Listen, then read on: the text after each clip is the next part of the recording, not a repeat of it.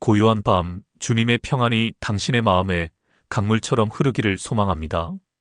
여기는 지혜의 말씀이 샘솟는 곳, 성경 지혜 채널입니다. 혹시 지금 텅 빈 방 안에 홀로 앉아 깊은 외로움에 잠겨 계시지는 않으신가요? 사랑하는 이들을 떠나보내고 혹은 자녀들이 모두 둥지를 떠난 빈자리를 바라보며 마음 한구석이 시려오지는 않으십니까? 사람들 속에 둘러싸여 있지만 그 누구에게도 마음을 터놓지 못해 섬처럼 외로이 떠있는 밤을 보내고 계시지는 않은지요? 괜찮습니다. 그 마음 주님께서 다 알고 계십니다. 그리고 오늘 이곳 성경 지혜 채널을 통해 당신의 그 깊은 외로움의 골짜기에 주님의 따스한 위로의 빛이 스며들게 될 것입니다. 당신은 결코 혼자가 아닙니다. 세상의 모든 소음이 잠든 이 시간, 우리와 함께 하시는 주님의 음성에 귀 기울이며 그분의 따뜻한 품에 안기는 귀한 시간이 되기를 축복합니다. 오늘 우리가 함께 묵상할 말씀은 이사야 41장 10절의 말씀입니다. 두려워하지 말라. 내가 너와 함께함이라. 놀라지 말라. 나는 내 하나님이 됨이라. 내가 너를 굳세게 하리라. 참으로 너를 도와주리라. 참으로 나의 의로운 오른손으로 너를 붙들리라. 이 얼마나 놀랍고 힘이 되는 약속의 말씀입니까? 주님께서는 우리에게 단지 두려워하지 말라고 명령만 하시는 것이 아니라 그 이유를 분명히 말씀해 주십니다. 바로 내가 너와 함께하기 때문이라고 말입니다. 외로움의 가장 깊은 뿌리는 혼자라는 생각에서 비롯됩니다. 아무도 내 곁에 없다는 생각, 아무도 나를 이해해주지 못한다는 절망감이 우리를 무너뜨립니다. 그러나 성경은 끊임없이 선포합니다. 하나님께서, 창조주께서 바로 당신과 함께 하신다고 말입니다. 첫 번째 위로, 내가 너와 함께함이라. 하나님께서 함께 하신다는 약속은 성경 전체를 관통하는 가장 위대한 약속 중 하나입니다. 태초에 에덴에서 아담과 함께 거니셨던 하나님께서는 범죄한 인간을 떠나지 않으시고 구원의 역사를 시작하셨습니다. 아브라함을 부르실 때에도 내가 너와 함께하여 내게 복을 주겠다고 약속하셨습니다. 애굽에서 종살이하던 이스라엘 백성을 구원하신 모세에게도 내가 반드시 너와 함께 있으리라 약속하시며 그를 강하게 붙드셨습니다. 특히 야곱의 삶을 보면 이 약속의 의미가 더욱 깊이 다가옵니다. 형 에서의 낯을 피해 정처 없이 도망치던 야곱은 베델의 광야에서 돌을 베개 삼아 잠이 들었습니다. 그의 마음이 얼마나 두렵고 외로웠을까요?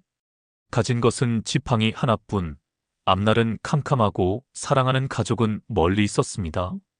바로 그때 가장 캄캄하고 외로운 그 밤에 하나님께서 꿈에 나타나 말씀하십니다. 내가 너와 함께 있어. 내가 어디로 가든지 너를 지키며 너를 이끌어 이 땅으로 돌아오게 할지라. 내가 내게 허락한 것을 다 이루기까지 너를 떠나지 아니하리라. 사랑하는 성도 여러분, 지금 당신이 처한 상황이 마치 베델 광야의 야곱과 같을지라도 기억하십시오. 당신이 가장 외롭고 연약하다고 느끼는 바로 그 순간에 주님은 당신 곁에 가장 가까이 와 계십니다. 당신의 눈에는 보이지 않고 손에 만져지지 않을지라도 주님은 신실하게 당신과 함께 하시며 당신의 모든 발걸음을 지키고 계십니다. 제가 아는 한 권사님이 계십니다. 평생을 남편과 자녀들을 위해 헌신하며 사셨는데 몇 해 전 남편을 먼저 천국으로 떠나보내셨습니다. 자녀들은 모두 결혼해서 멀리 살고 있었기에 텅 빈 집에 홀로 남겨진 권사님은 극심한 외로움과 우울감에 시달리셨습니다. 매일 밤 거실에 걸린 남편의 사진을 보며 눈물로 밤을 지새우셨다고 합니다. 이제 내 인생은 다 끝났구나. 아무도 내 곁에 없구나. 하는 절망감이 권사님을 짓눌렀습니다. 그러던 어느 날 새벽 잠에서 깨어 거실로 나왔는데 희미한 달빛이 창문으로 들어와 남편의 사진을 비추고 있더랍니다. 그 순간 권사님의 마음속에 문득 이사야 41장 10절의 말씀이 떠올랐다고 합니다. 두려워하지 말라. 내가 너와 함께함이라. 그저 머리로만 알고 있던 말씀이 그날따라 망치처럼 권사님의 마음을 쿵하고 울렸습니다. 그래, 남편은 내 곁을 떠났지만 하나님은 여전히 나와 함께 계시지. 내 자녀들은 멀리 있지만 주님은 단 한순간도 나를 떠나신 적이 없지.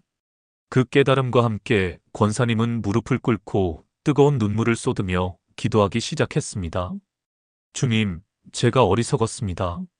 세상에서 가장 귀한 보배이신 주님이 제 곁에 계신 것을 잊고 살았습니다. 이제부터는 주님 한 분만으로 만족하며 살겠습니다. 그날 이후 권사님의 삶은 완전히 달라졌습니다.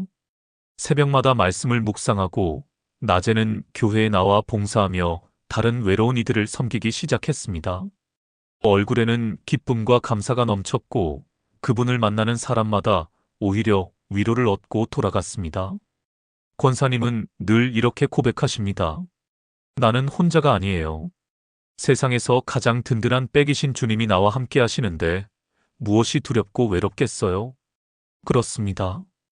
주님이 함께 하시면 외로움은 더 이상 우리를 가두는 감옥이 될 수 없습니다. 오히려 주님과 더 깊이 교제하는 축복의 통로가 됩니다. 세상의 소리가 잠잠해진 고독의 시간에 우리는 비로소 주님의 세미한 음성을 들을 수 있기 때문입니다. 텅 빈 마음의 공간에 세상의 헛된 것들이 아닌 주님의 사랑과 말씀이 가득 채워질 때 우리는 세상이 줄 수 없는 참된 평안과 만족을 누리게 됩니다. 두 번째 위로. 놀라지 말라, 나는 내 하나님이 됨이라. 주님은 우리에게 놀라지 말라고 말씀하십니다. 여기서 놀라다는 것은 갑작스러운 일에 깜짝 놀라는 것 이상의 의미를 가집니다. 히브리어 원어의 의미를 살펴보면 주변을 계속 두리번거리며 불안에 떠는 상태를 의미합니다. 마치 사나운 맹수에게 쫓기는 양처럼 어디서 위험이 닥칠지 몰라 사방을 경계하며 두려움에 떠는 모습입니다. 우리의 삶이 그렇지 않습니까? 예기치 못한 질병의 소식, 갑작스러운 재정의 어려움, 자녀의 문제, 관계의 깨어짐 등 우리의 삶은 언제 어디서 터질지 모르는 문제들로 가득합니다. 그래서 우리는 늘 불안해하며 사방을 두리번거립니다. 혹시 저 사람이 나를 해치지 않을까? 혹시 내 건강에 문제가 생긴 것은 아닐까? 혹시 내 노후는 어떻게 될까? 끝없는 걱정과 염려로 스스로를 갉아먹습니다. 그러나 주님은 단호하게 말씀하십니다. 놀라지 말라. 두리번거리지 말라. 왜냐하면 나는 내 하나님이기 때문이다. 이 선포는 우리에게 엄청난 위로와 안정감을 줍니다. 내 하나님이라는 말씀 속에는 모든 것이 담겨 있습니다. 그분은 나를 지으신 창조주이시며 나의 모든 필요를 아시는 공급자이십니다. 나의 과거와 현재와 미래를 모두 손에 쥐고 계신 주관자이시며 나를 위해 독생자 예수 그리스도를 아낌없이 내어주신 사랑의 아버지이십니다. 이스라엘의 위대한 왕 다윗을 보십시오. 그의 인생은 얼마나 많은 위협과 불안으로 가득했습니까? 사울 왕의 칼날을 피해 수없이 죽음의 고비를 넘겨야 했고 광야를 떠돌며 굶주림과 외로움에 시달렸습니다. 심지어 자신이 가장 사랑했던 아들 압살롬에게 배신당해 왕궁에서 쫓겨나는 처참한 신세가 되기도 했습니다. 세상적인 눈으로 보면 다윗만큼 불안에 떨며 두리번거릴 이유가 많은 사람도 없었을 것입니다. 하지만 다윗은 시편 23편에서 이렇게 노래합니다. 여호와는 나의 목자시니 내게 부족함이 없으리로다. 그가 나를 푸른 풀밭에 누이시며 쉴 만한 물 가으로 인도하시는도다. 그리고 이어서 이렇게 고백합니다. 내가 사망의 음침한 골짜기로 다닐지라도 해를 두려워하지 않을 것은 주께서 나와 함께 하심이라. 주의 지팡이와 막대기가 나를 안위하시나이다. 다윗은 자신을 둘러싼 문제와 환경을 바라보며 두리번거리지 않았습니다. 대신 그는 자신의 목자 되시는 하나님만을 바라보았습니다. 선한 목자이신 하나님께서 자신의 모든 길을 가장 선하게 인도하실 것을 굳게 믿었기 때문입니다. 비록 지금 당장 사망의 음침한 골짜기를 지나는 것 같은 고통 속에 있을지라도 목자의 지팡이와 막대기가 자신을 보호하고 인도하고 계심을 믿었기에 두려워하지 않을 수 있었던 것입니다. 혹시 지금 사망의 음침한 골짜기를 지나고 계십니까? 사방이 적으로 둘러싸인 것 같은 두려움에 떨고 계십니까? 당신의 시선을 문제에서 돌려 당신의 선한 목자 되시는 하나님께 고정하십시오. 그분은 당신의 하나님이십니다. 당신을 결코 떠나거나 버려두지 않으십니다. 졸지도 않으시고 주무시지도 않으시며 당신을 눈동자와 같이 지키고 계십니다. 이 믿음이 있을 때 우리는 세상의 그 어떤 위협 앞에서도 놀라지 않고 담대하게 설 수 있습니다. 제가 섬기던 교회에 한 젊은 집사님 부부가 있었습니다. 작은 사업을 운영하며 누구보다 성실하게 살아가던 부부였습니다. 그런데 갑작스러운 경제 위기로 거래처가 줄줄이 부도가 나면서 집사님의 사업도 하루아침에 무너지고 말았습니다. 살던 집도 넘어가고 순식간에 수억 원의 빚더미에 올라앉게 되었습니다. 집사님은 절망감에 매일 밤 술로 치새웠고 아내 되시는 권사님은 그런 남편을 보며 눈물로 기도할 뿐이었습니다. 어느 날 밤 모든 것을 포기하고 싶다는 생각에 사로잡힌 집사님이 자기도 모르게 한강 다리로 향했다고 합니다. 차가운 강바람을 맞으며 다리 난간에 서서 지난 세월을 돌아보는데 억울하고 분한 마음에 눈물만 쏟아졌습니다. 하나님, 정말 살아계시다면 어떻게 저에게 이러실 수 있습니까? 제가 뭘 그렇게 잘못했습니까? 원망 섞인 기도를 토해내는데 갑자기 어디선가 찬송가 소리가 들려왔다고 합니다. 너 근심 걱정 말아라, 주 너를 지키리. 누군가 자동차 라디오를 크게 틀어놓았던 것인데 그 찬송가 가사가 집사님의 마음을 강하게 때렸습니다. 그리고 이어서 나는 내 하나님이 됨이라는 말씀이 마음속에 천둥처럼 울려 퍼졌습니다. 그 순간 집사님은 그 자리에 주저앉아 엉엉 울었다고 합니다. 그래, 다 잃은 것이 아니었어. 천지를 지으신 하나님이 나의 아버지이신데 내가 왜 이까짓 돈 문제 때문에 죽으려고 했을까? 그날 이후 집사님은 완전히 새 사람이 되었습니다. 새벽마다 아내와 함께 교회에 나와 부르짖어 기도하기 시작했습니다. 그리고 닥치는 대로 일을 했습니다. 공사장에서 막노동도 하고 밤에는 대리운전도 마다하지 않았습니다. 주변 사람들은 저렇게 해서 언제 그 많은 빚을 다 갚겠냐며 혀를 찼지만 집사님의 마음에는 세상이 알 수 없는 평안과 감사가 넘쳤습니다. 하나님이 자신의 하나님이라는 사실이 너무나 든든했기 때문입니다. 놀랍게도 몇 년 후 성실하게 일하는 집사님을 눈여겨본 한 독실한 크리스천 기업가의 도움으로 작은 가게를 다시 시작할 수 있게 되었고 지금은 이전보다 훨씬 더 큰 믿음의 기업으로 성장하여 많은 어려운 이들을 돕는 축복의 통로로 쓰임받고 있습니다. 사랑하는 성도 여러분, 당신의 하나님은 누구십니까? 그분은 온 우주보다 크신 분이시며 능치 못할 일이 없으신 전능하신 분이십니다. 그 하나님께서 바로 나의 하나님이라고 고백하는 믿음 위에 굳게 서십시오. 그러면 세상의 그 어떤 풍랑도 당신을 삼키지 못할 것입니다. 세 번째 위로. 내가 너를 굳세게 하리라. 우리가 외롭고 지칠 때 우리를 가장 힘들게 하는 것 중 하나는 바로 무력감입니다. 아무것도 할 수 없다는 생각, 내 힘으로는 이 상황을 도저히 바꿀 수 없다는 절망감이 우리를 주저앉게 만듭니다. 마음은 원이지만 육신이 약하여 기도할 힘조차 없을 때도 있습니다. 눈물만 하염없이 흐르고 한숨만 깊어질 때 우리는 스스로가 너무나 연약하고 초라하게 느껴집니다. 바로 그런 우리를 향해 주님께서는 약속하십니다. 내가 너를 굳세게 하리라. 여기서 굳세게 하다는 말은 단순히 힘을 준다는 의미를 넘어 강철처럼 단단하게 만들다는 강력한 의미를 담고 있습니다. 마치 대장장이가 뜨거운 불에 쇠를 달구고 망치로 두드려 단단한 연장을 만드는 것처럼 하나님께서 우리의 연약한 심령과 육신을 강하게 만들어 주시겠다는 약속입니다. 우리의 힘과 능력은 유한하지만 하나님의 능력은 무한하십니다. 우리가 약할 바로 그때 하나님의 강하심이 우리에게 임하는 것입니다. 사도 바울은 이 진리를 누구보다 깊이 깨달았던 사람입니다. 그는 육체의 가시, 곧 지독한 질병으로 인해 오랫동안 고통받았습니다. 그는 이 문제가 해결되기를 3번이나 간절히 주님께 기도했습니다. 그러나 주님의 응답은 뜻밖이었습니다. 내 은혜가 내게 족하도다. 이는 내 능력이 약한 데서 온전하여짐이라. 이 음성을 들은 바울은 더 이상 자신의 약함을 부끄러워하거나 절망하지 않았습니다. 오히려 그는 이렇게 고백합니다. 그러므로 도리어 크게 기뻐함으로 나의 여러 약한 것들에 대하여 자랑하리니 이는 그리스도의 능력이 내게 머물게 하려 함이라.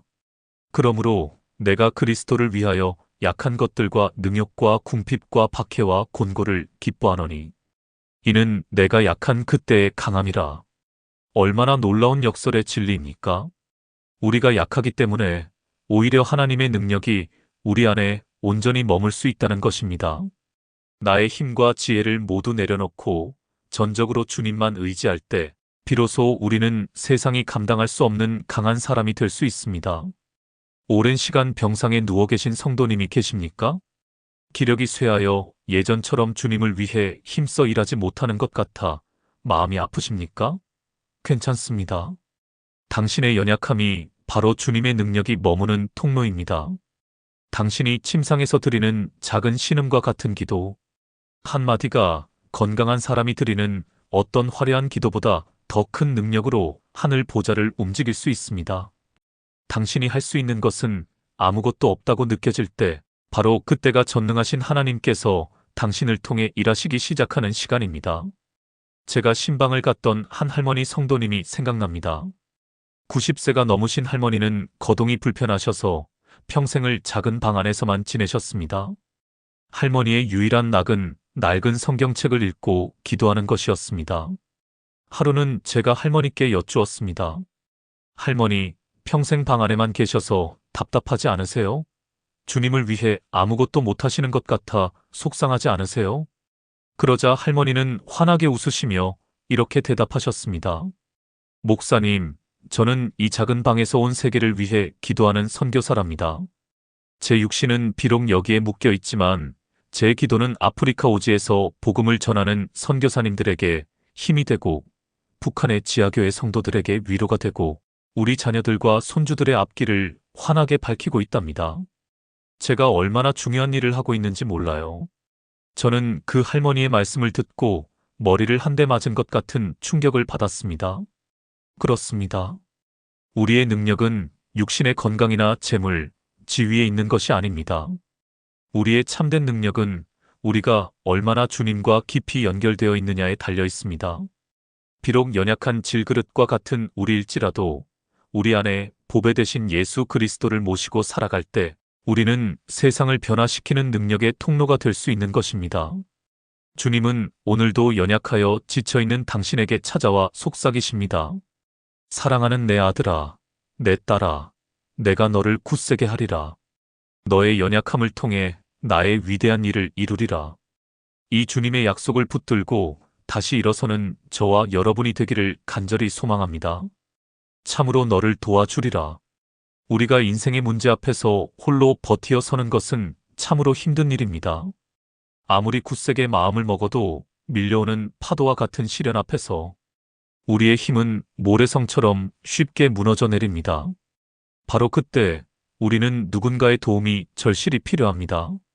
그러나 세상의 도움은 유한하고 때로는 조건이 따르며 결정적인 순간에 우리를 실망시킬 때가 많습니다.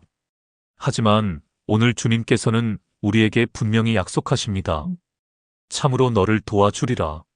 여기서 참으로라는 단어에 주목해야 합니다. 이것은 어쩌면 도와줄 수도 있다는 막연한 가능성이 아닙니다.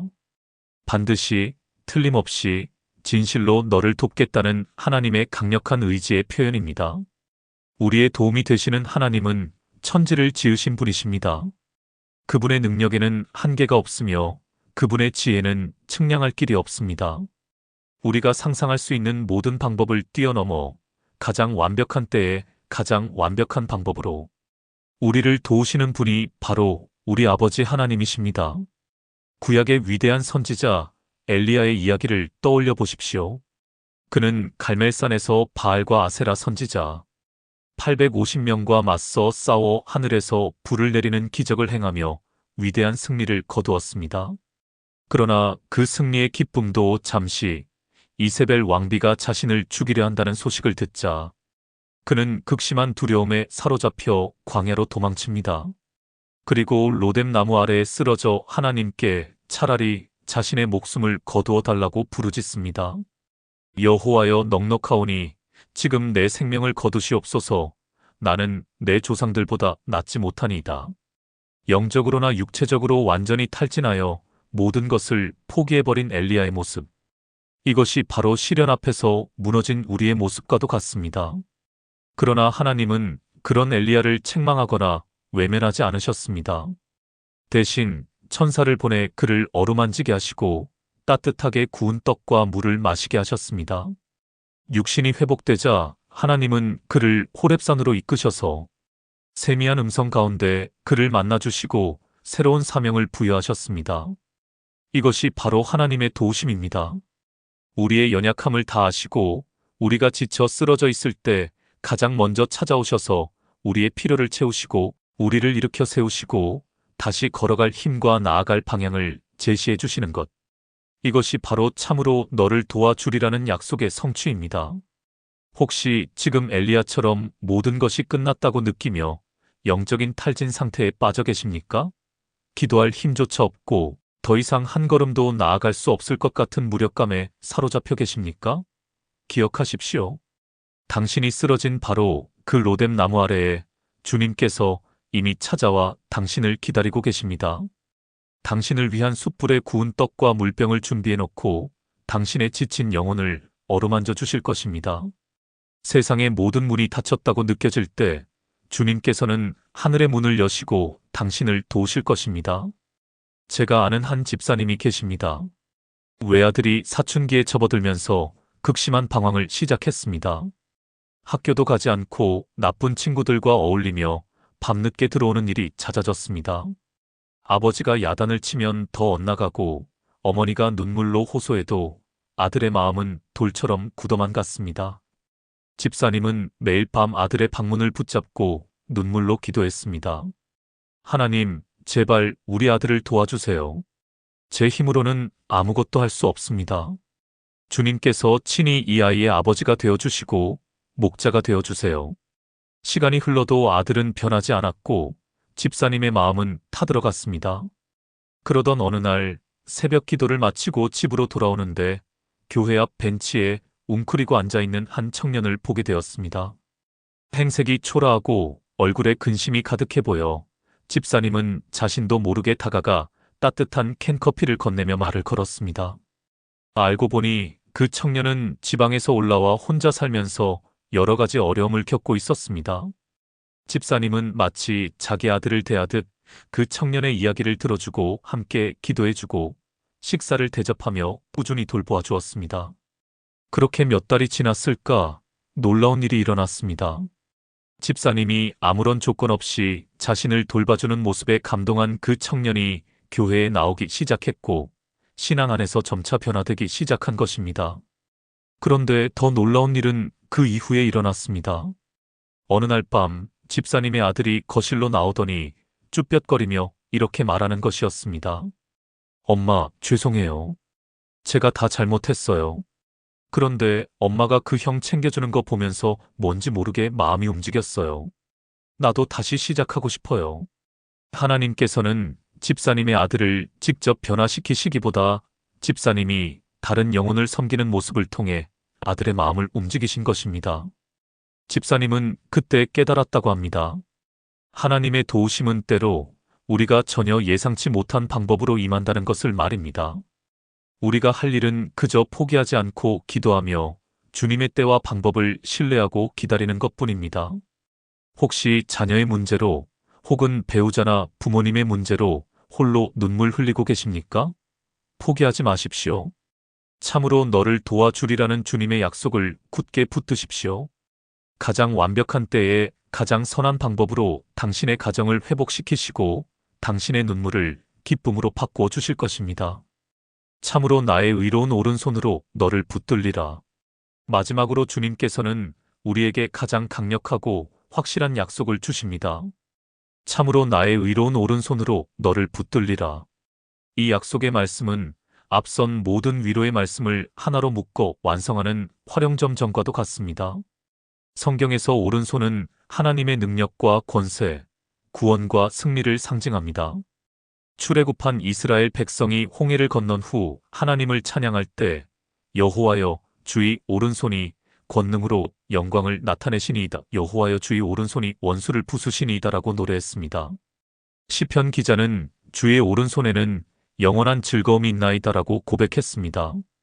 부활하여 승천하신 예수님께서도 지금 하나님의 보좌 우편, 곧 가장 영광스럽고 권세 있는 자리에 앉아 우리를 위해 중보하고 계십니다. 그런데 주님께서는 그냥 오른손이 아니라 의로운 오른손으로 우리를 붙드신다고 말씀하십니다. 여기에는 아주 중요한 의미가 담겨 있습니다. 하나님의 도우심과 붙드심은 변덕스러운 감정이나 불의한 방법에 근거하는 것이 아니라 그분의 절대적인 공의와 신실하심에 뿌리를 두고 있다는 뜻입니다. 세상의 권력자들은 자신의 이익을 위해 약속을 뒤집고 불의를 행하기도 하지만 우리 하나님은 결코 그러시는 법이 없습니다. 그분은 어제나 오늘이나 영원토록 동일하시며 한 번 하신 약속은 반드시 지키시는 신실하신 분이십니다. 따라서 그분의 의로운 오른손에 붙들린 우리는 세상에서 가장 안전한 자들입니다. 그 어떤 원수도, 그 어떤 시련도, 그 어떤 죄의 유혹도 하나님의 의로운 오른손에서 우리를 빼앗아갈 수 없습니다. 풍랑이 이는 갈릴리 바다 위를 걸어오시는 예수님을 보고 베드로가 주여 만일 주님이시거든 나를 명하사 물 위로 오라 하소서라고 말합니다. 예수님께서 오라 하시니 베드로는 배에서 내려 물 위로 걸어서 예수님께로 갔습니다. 얼마나 놀라운 믿음의 순간입니까?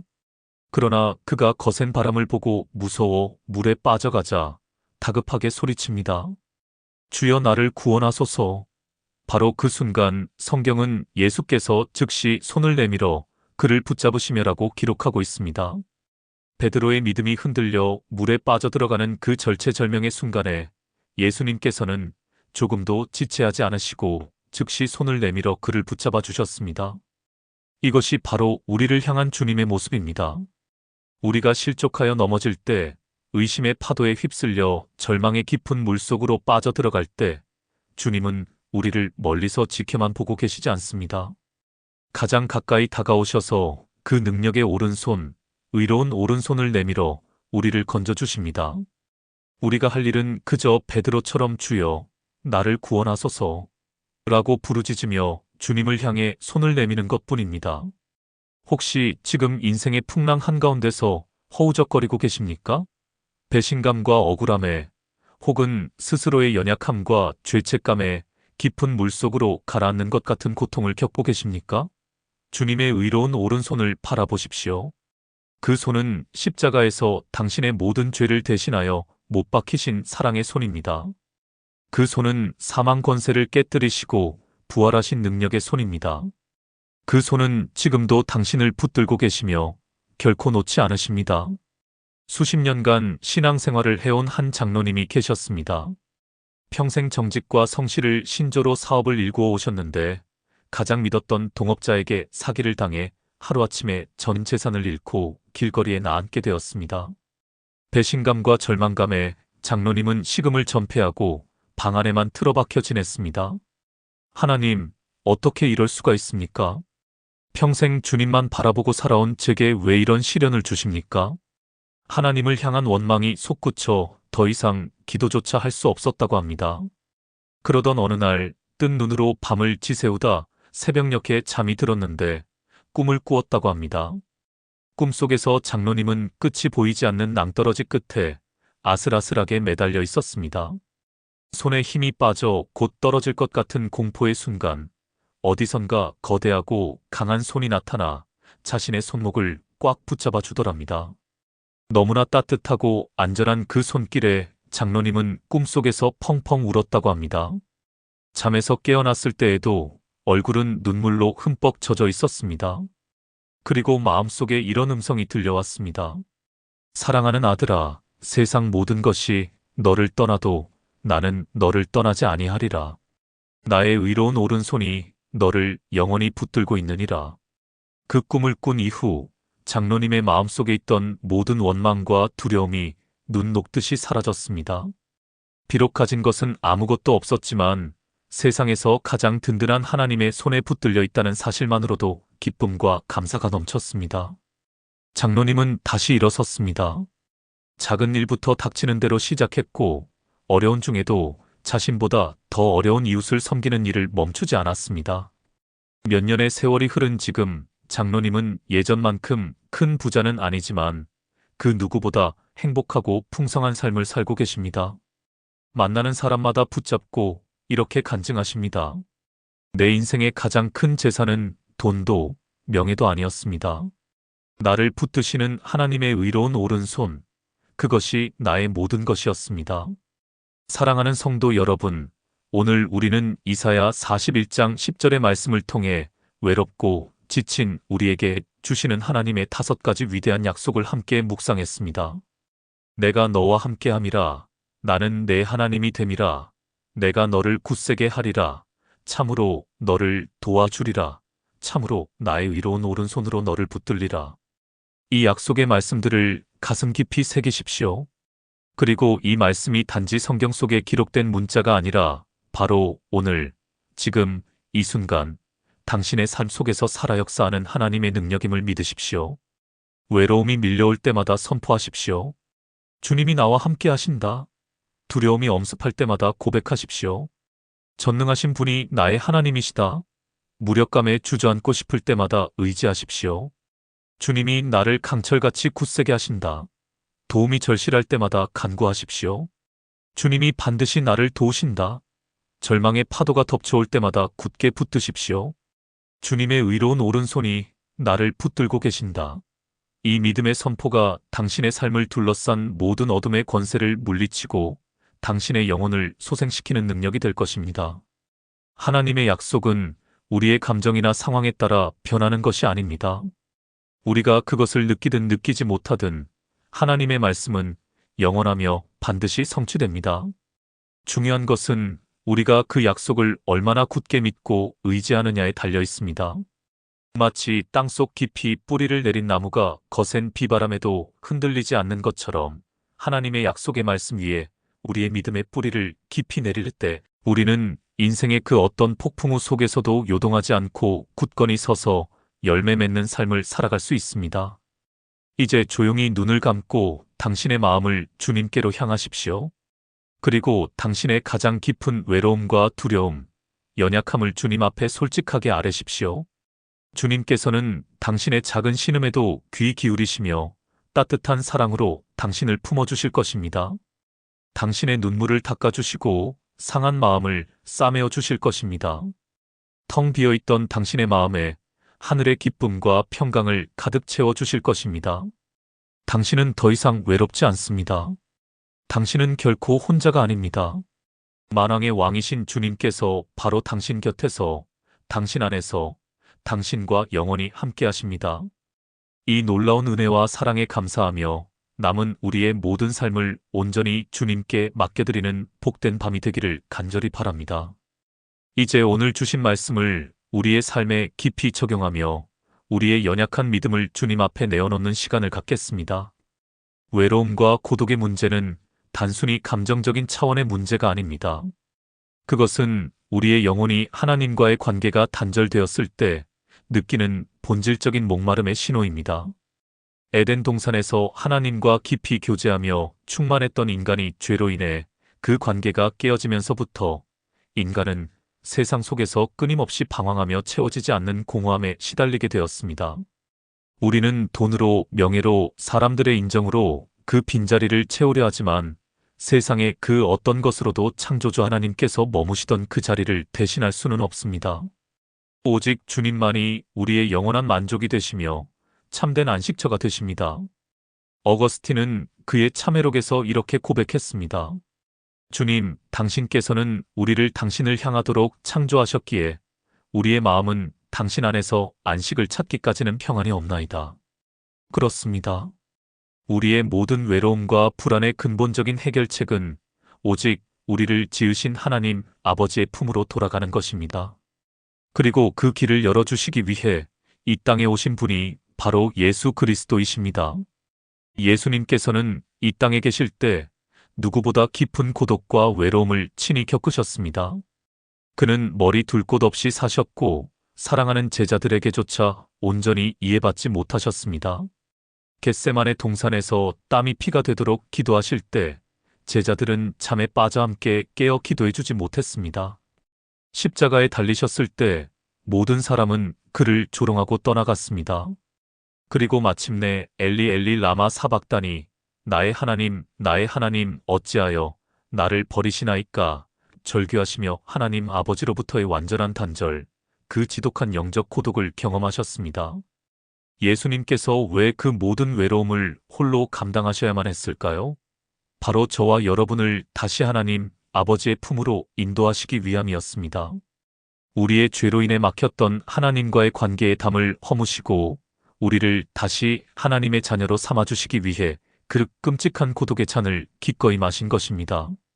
그러므로 이제 예수 그리스도 안에 있는 우리에게는 더 이상 정죄함이 없습니다. 우리는 더 이상 버려진 고아가 아닙니다. 우리는 하늘에 계신 아버지를 둔 존귀한 하나님의 자녀들입니다. 이 사실을 믿는다면 우리는 결코 외로울 수 없습니다.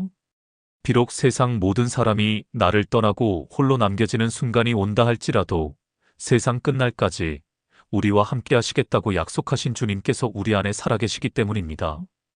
우리가 오늘 묵상한 이사야의 말씀은 바로 십자가를 통해 성취된 이 놀라운 구원의 은혜를 우리에게 다시 한번 확증시켜 줍니다. 주님께서 우리와 함께 하시는 것은 우리가 잘나서가 아닙니다. 우리가 의로워서도 아닙니다. 오직 우리를 위해 모든 것을 내어주신 예수 그리스도의 사랑과 공로 때문입니다. 주님께서 우리의 하나님이 되어주시는 것은 그 아들의 피값으로 우리를 사셨기 때문입니다. 주님께서 우리를 굳세게 하시고 도우시고 그 의로운 오른손으로 붙드시는 것은 우리가 이제 그분의 소유, 그분의 자녀가 되었기 때문입니다. 이 흔들리지 않는 진리 위에 우리의 삶을 세울 때 외로움의 감정은 더 이상 우리를 지배하는 주인이 되지 못하고 잠시 지나가는 손님처럼 우리 곁을 스쳐가게 될 것입니다. 이제 우리 함께 기도하겠습니다. 사랑과 은혜가 풍성하신 하나님 아버지, 오늘도 저희를 말씀의 자리로 불러주시고 고요한 중에 주님의 음성을 듣게 하시니 참으로 감사합니다. 세상의 소음과 분주함 속에서 잊고 살았던 주님의 위대한 약속들을 다시금 기억하게 하시니 감사합니다. 주님, 이 시간 주님 앞에 우리의 지치고 외로운 마음을 그대로 가지고 나아옵니다. 텅 빈 마음에 불어오는 찬 바람에 옷깃을 여미며 누구에게도 말하지 못할 깊은 한숨을 내쉬며 이 밤을 보내고 있는 사랑하는 당신의 자녀들을 긍휼히 여겨주시옵소서. 남편을 잃고 아내를 잃고 사랑하는 자녀를 먼저 떠나보낸 슬픔 속에서 헤어나오지 못하는 이들이 있습니까? 자녀들은 다 성장하여 떠나가고 빈 둥지만을 지키며 찾아오는 고독감에 힘겨워하는 이들이 있습니까? 많은 사람들 속에 둘러싸여 있지만 마음 둘 곳 하나 없어 섬처럼 외로이 떠있는 영혼들이 있습니까? 주님, 친히 찾아가 만나주시고 그들의 눈에서 흐르는 눈물을 주님의 따뜻한 손길로 닦아주시옵소서. 오늘 주신 약속의 말씀을 붙들고 기도합니다. 두려워하지 말라, 내가 너와 함께함이라 약속하신 주님, 세상에 홀로 남겨진 것 같은 두려움이 밀려올 때마다 임마누엘의 주님께서 지금 내 곁에 내 안에 함께 계심을 믿음의 눈으로 바라보게 하여 주시옵소서. 야곱의 베델 광야에 함께 하셨던 주님, 오늘도 우리의 인생 광야에 동행하여 주심을 믿습니다. 놀라지 말라, 나는 내 하나님이 됨이라 약속하신 주님, 예기치 못한 인생의 문제들 앞에서 불안에 떨며 두리번거리지 않게 하시고 나의 창조주요 목자 되시는 주님만을 온전히 신뢰하게 하여 주시옵소서. 다윗과 함께 하시며 그를 모든 원수의 손에서 건지셨던 주님, 오늘도 우리의 선한 목자가 되사 우리를 푸른 초장과 쉴만한 물가로 인도하여 주시옵소서. 내가 너를 굳세게 하리라 약속하신 주님, 우리의 연약함과 무력함을 주님 앞에 정직하게 고백합니다. 기도할 힘조차 없이 지쳐 쓰러져 있을 때 찾아오셔서 새 힘을 공급하여 주시옵소서. 약한 그때에 강함 되시는 주님의 능력이 우리의 삶 가운데 온전히 나타나게 하여 주시옵소서. 참으로 너를 도와주리라 약속하신 주님, 우리의 힘으로 해결할 수 없는 문제들 앞에서 낙심하고 포기하지 않게 하시고 가장 좋은 때에 가장 좋은 방법으로 도우시는 주님의 손길을 신뢰하며 기다리게 하여 주시옵소서. 로뎀 나무 아래 지쳐 쓰러진 엘리야를 다시 일으키셨던 주님, 오늘도 우리를 위해 예비하신 은혜의 떡과 물로 우리를 회복시켜 주시옵소서. 참으로 나의 의로운 오른손으로 너를 붙들리라 약속하신 주님, 죄의 유혹에 넘어지고 절망의 파도에 휩쓸릴 때 우리를 붙드시는 주님의 강력하고 신실하신 손을 의지합니다. 물에 빠져가던 베드로를 건져주셨던 주님, 그 능력의 오른손으로 우리를 굳게 붙드시사 영원한 생명의 길로 끝까지 인도하여 주시옵소서. 하나님 아버지, 이 밤 주님의 말씀을 듣는 모든 성도님들의 가정 위에 하늘의 신령한 복과 땅의 기름진 복으로 함께하여 주시옵소서. 잠 못 이루는 이들에게는 단잠을 허락하시고 육신의 질병으로 고통받는 이들에게는 치유의 광선을 비추어 주시옵소서. 재정의 어려움으로 신음하는 가정에는 하늘의 문을 여시고 채워주시는 만나의 복을 허락하여 주시옵소서. 무엇보다 그들의 마음 중심에 세상이 줄 수 없는 주님의 평강이 강물처럼 넘치게 하여 주시옵소서. 그리하여 내일부터 시작되는 또 다른 한 주를 세상에 대한 두려움이 아닌 우리와 함께 하시는 주님에 대한 믿음과 소망으로 힘차게 시작하게 하여 주시옵소서. 이 모든 말씀, 우리를 고독의 깊은 수렁에서 건져주신 영원한 위로자 되시는 우리 주 예수 그리스도의 이름으로 간절히 기도드리옵나이다. 아멘. 이 말씀의 은혜를 삶으로 경험하고 계신 분이라면 댓글에 아멘으로 화답해 주십시오. 주변에 나와 같이 힘든 시간을 보내는 이들에게 이 영상을 공유하여 주님의 위로를 전해 주십시오. 또한 구독과 좋아요를 누르시면 주님의 은혜가 담긴 새로운 영상을 더 빨리 받아보실 수 있습니다. 하나님의 은혜가 여러분의 가정에 가득하기를 기도합니다. 시청해 주셔서 진심으로 감사드립니다.